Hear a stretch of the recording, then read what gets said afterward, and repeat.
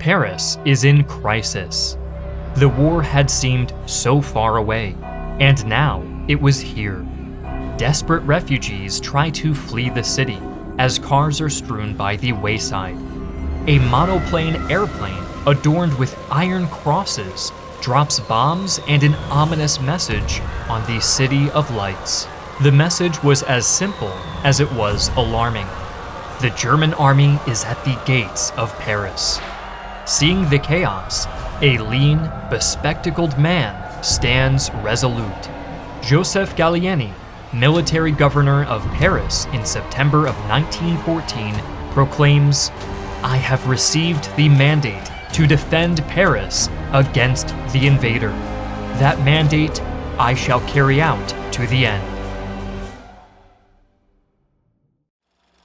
In August of 1914, Germany faced a long-dreaded two-front war against France in the west and Russia in the east.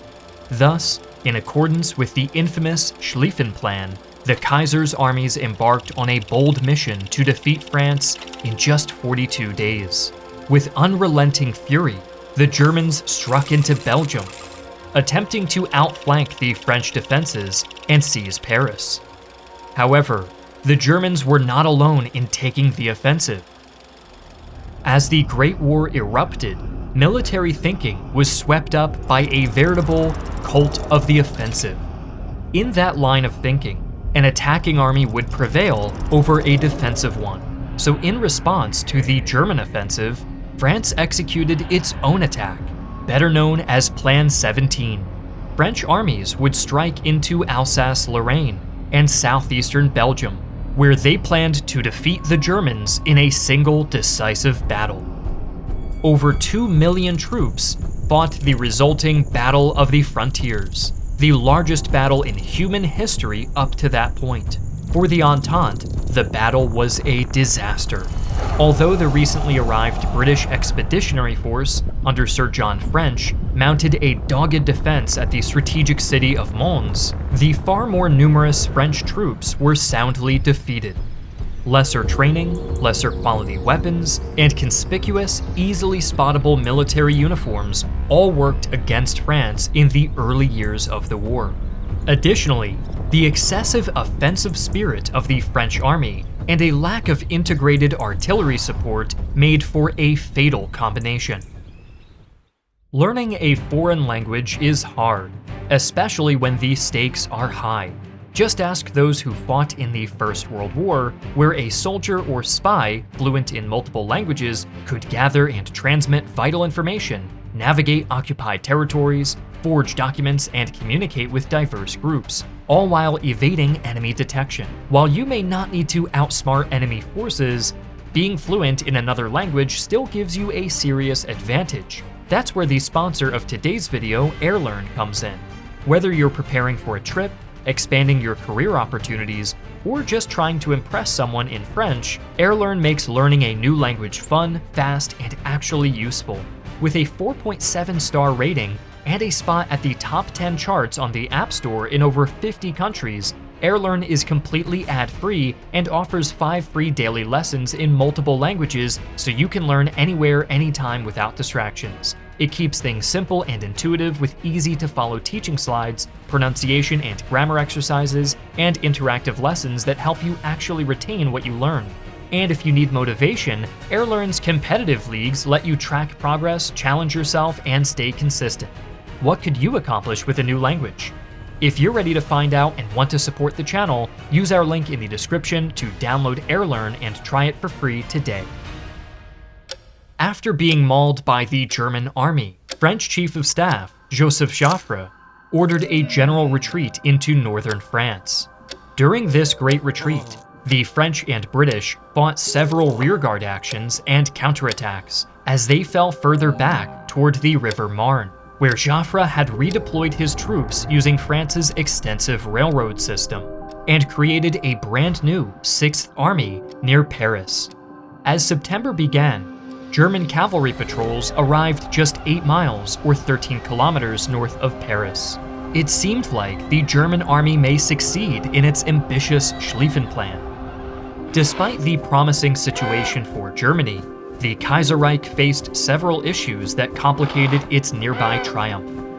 The French army and BEF continuously retreated in an orderly fashion, and German armies continuously failed to deliver a knockout blow. German logistics were stretched thin, as much of Belgium's railroad system lay in ruin, and armies moved further and further from their supply lines. Additionally, Chief of Staff Helmut von Moltke transferred several corps away from France to assist garrisons and screening actions in Belgium, as well as in defense of East Prussia. Along with these problems, the greatest weakness of the German army was communication, or rather, lack thereof. The German armies operated near independently from one another, while Moltke was at his headquarters in Luxembourg, far away from the front. There was little to no coordination between army headquarters and the field armies. As the Entente retreated, the aggressive General Alexander von Kluck of the First Army decided not to encircle Paris from the west, but instead reroute his army east of Paris for a multitude of reasons.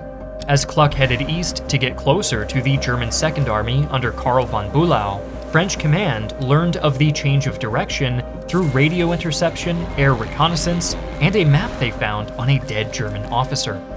This information provided France with a massive opportunity. The First Army was bypassing Paris, and thus exposed itself to counterattack. Both Joffre and Gallieni recognized the opportunity of the situation. On the morning of September 5th, the fresh 6th Army, under General Michel-Joseph Menory, attacked east of Paris and into Kluck's left flank. German reconnaissance planes had spotted the army before, but Kluck ignored their warnings and instead moved further south to attack the BEF and French Fifth Army. As a result, 150,000 French soldiers encountered just 23,000 German reservists on the River Aure. Despite the odds, the small German contingent counterattacked with concentrated artillery fire. A day of vicious fighting ensued, but by nightfall, the French surprise attack had been stalled. In response to this threat, Kluck aggressively rushed forces to his left and prepared another counterattack. The morning after, Joffre began a general offensive on a 160-mile or 257-kilometer front from Paris to Verdun, the largest battle Europe had ever seen unfolded, as over 1 million German soldiers met 125,000 British and 1 million vengeful French soldiers. Everywhere on the battlefield, advances were paid for at a terrible cost of human lives, while the devastation of industrial warfare was unleashed to its fullest extent. Artillery pounded the outdated infantry tactics of the last century into submission. Steel mercilessly rained down on unprotected men. The Battle of the Marne was a battle of mobility. However, the speedy battlefield maneuvers faltered in the face of new technologies. Machine guns mowed down exposed attackers. In one episode, an attacking Moroccan force suffered a horrific death toll of 85%. Especially among the French, there was a deep cultural opposition against digging in or operating from trenches. As a member of Joffre's general staff put it, the idea of organizing any kind of defense aroused an almost innate repugnance.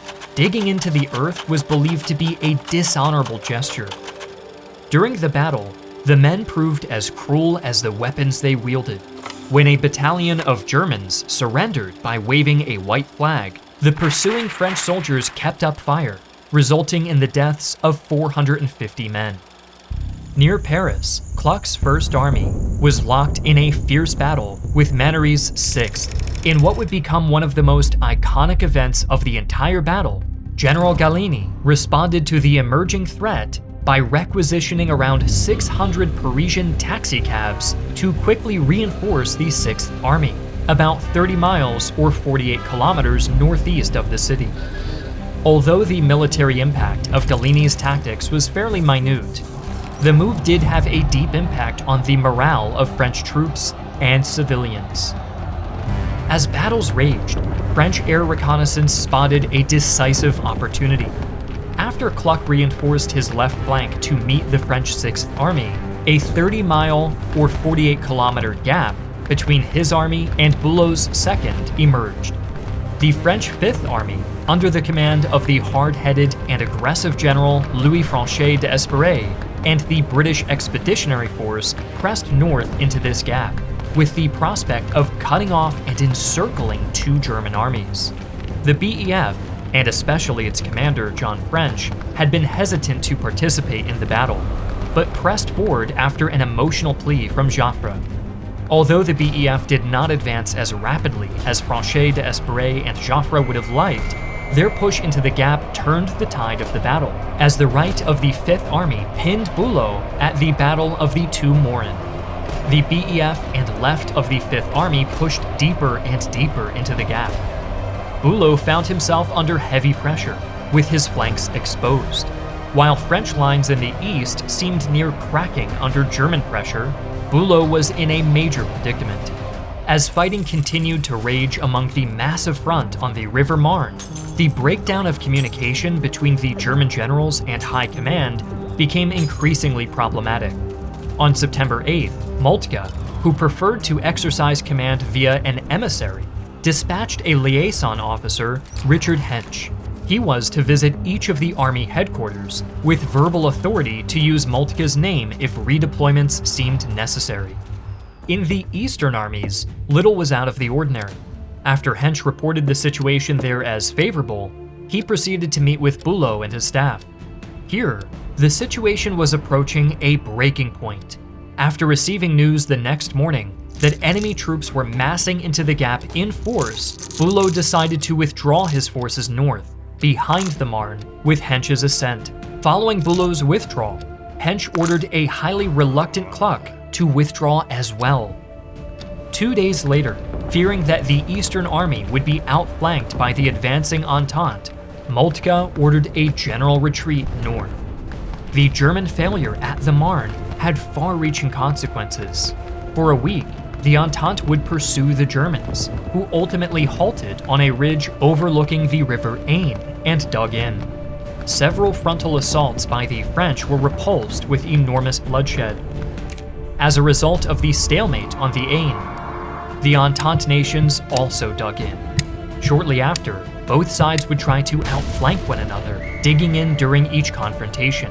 From the North Sea to the Swiss border, the highly mobile, offensive character of the first weeks of World War I on the Western Front morphed into 4 years of grueling trench warfare. Germany found itself in the one situation it had so desperately sought to avoid. It was forced to fight a lengthy 2-front war of attrition. Years after the war, the failure of the Marne and the Schlieffen Plan in its entirety would become a crucial part of the stab-in-the-back myth. Revisionists and nationalists blamed Moltke, Bülow, Hanc, and even Jews and Freemasons for denying what should have been Germany's triumphant 42-day war. For now, the men at war would have to endure the grueling realities of the trench until almost exactly 4 years later, when another Battle of the Marne would finally break the seemingly never-ending stalemate. Thank you again to AirLearn for sponsoring this video. What could you accomplish with a new language? If you're ready to find out and want to support the channel, use our link in the description below to download AirLearn and try it for free today.